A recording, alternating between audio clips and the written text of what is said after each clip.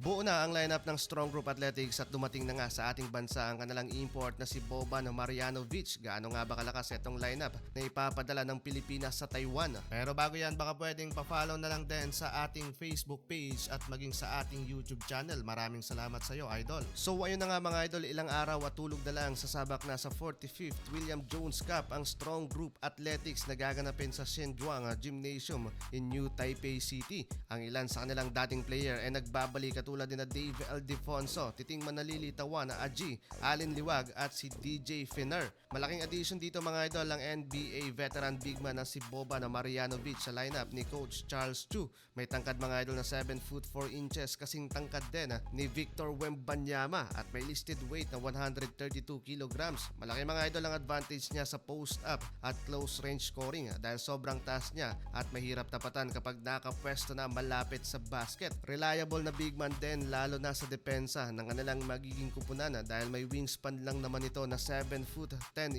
inches. Hindi biro yung haba ng kanyang katawan doon. Yun nga lang isang problema dyan, hirap siyang makakasabay sa fast pace at napaka-aggressive na playing style ng kanilang makakalaban. Kung sa NBA nga mga idol, hindi siya naging consistent starter doon dahil mabagal ang lateral movement niya kumpara sa mas malilikse na centers at nahihirapan sa mabilis na defensive schemes. Pero kapag nasa tamang matchup at nasa loob siya, sobrang mahihirapan din siyang pigilan ng kanilang makakalaban. Unfortunately naman mga idol, hindi available ang isa pang big man na si Ange Kwame, kaya papalitan din siya ng former UAAP MVP and Gilas Pilipinas naturalized player big man na si Malik Diouf. May tangkad naman itong 6 foot 11 inches. Di hamak na mas mabilis mga idol kaysa kay Boban. Matas tumalon at mabilis para sa isang big man. So opinion ko mga idol at observation sa player na ito, napaka-athletic, physical at defensive minded big man na malakas din sa rebounding, rim protection at finishing sa loob ng court.